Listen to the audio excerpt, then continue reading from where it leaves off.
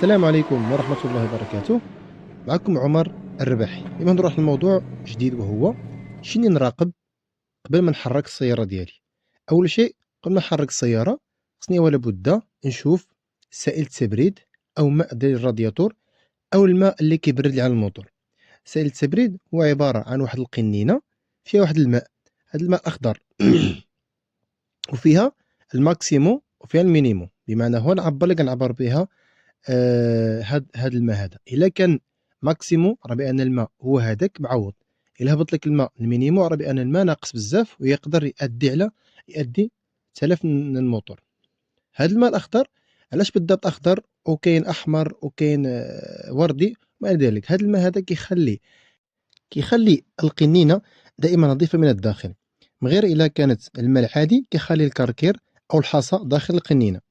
إذا الطريقة اللي كيخدم بها الماء ديال الرادياتور هي هذه كما كتشوف في الصورة، حيت لازم الأشياء اللي كتبرد الموتور وهي الفرفرة كما كتشوفوا، وكذلك الهواء اللي كيكون ماجي ديريكت من السيارة، وكذلك الماء ديال الرادياتور. هذه مسألة مهمة جدا خصنا نراقبوها في السيارة. ردوا البال ملي تكونوا كتفتحوا هذه القنينة، إلا كانت ساخنة القنينة تقدر تنفجر في الوجود ديالكم. افتح بشوية بشوية. إذا ننتقلوا إلى حاجة أخرى، وهي زيت المحرك. زيت المحرك مراقبة ديالو مهمة جدا. علاش؟ إلا ما راقبناش زيت المحرك يقدر يتكودا أو يقدر يوقع له عطب بزاف. هذا هو العبة اللي كنعبروا بها زيت المحرك. كاين الماكسيمو وكاين المينيمو اللي غنشوفوا في هذا الوقت. زيت المحرك مهم جدا. إلا وقع لك مشكل دائما في زيت المحرك، كاين واحد لوحة المفاتيح كتعطيك إنذار وإشارة بأن زيت المحرك راه ناقص بزاف، ولا بد مراقبة هذا السائل لأنه مهم جدا داخل السيارة. إذا كما قلنا في هذا العبار كاين الماكسيمو وكاين المينيمو، يعني خصو هذاك السائل ولا الزيت خصو ما يفوتش هاود من تحت في كاين السهم الأحمر، تيكون دائما من السهم الأحمر للفوق. كذلك خصنا نراقبوا اللزوجة وحتى اللون ديال هذا الزيت هذا حتى هو كيأثر. إذا الإشارة اللي كتعطيك بأن هذا الزيت ديال المحرك نقص بزاف هي هذه الإشارة هذه كتكون في لوحة المفاتيح. فمباشرة طلع هذه العلامة في لوحة المفاتيح خصني نوقف في أقرب وقت. علاش؟ لأن هذه العلامة علامة أحمر، هي أي علامة في لوحة المفاتيح أحمر كتقول لك الوقوف الاستعجالي وبسرعة خصك توقف. إذا من بعد ما راقبنا الزيت ديال المحرك كننتقل للماء ديال السويكلاص.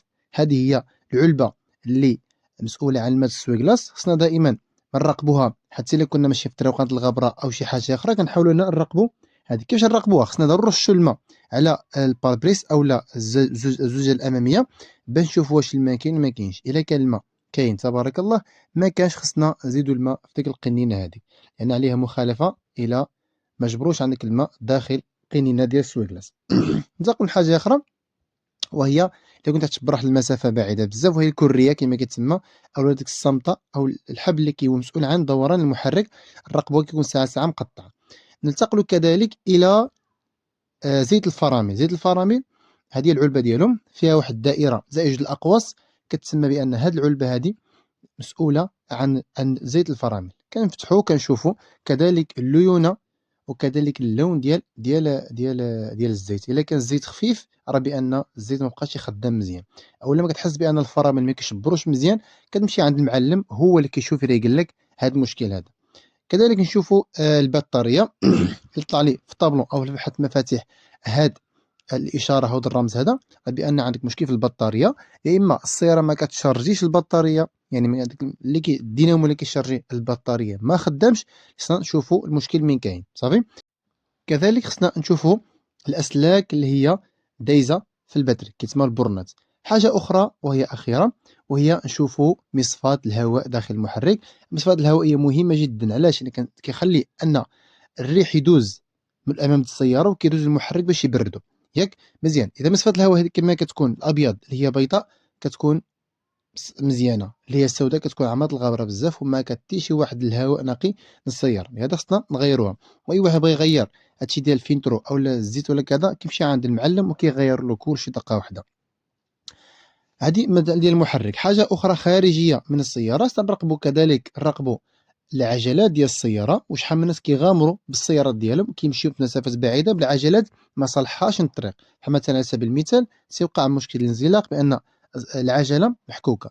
أو كذلك عجلة ملي تشوف فيها العجلة ديالك خرج من واحد الانتفاخ من الخارج أو من الداخل أو من الجانب، راه بأن العجلة غير صالحة للسير على الطرقات، مما كيؤدي إلى اهتزاز المقود، وهذا دليل على أن العجلة غير صالحة على السير على الطرقات.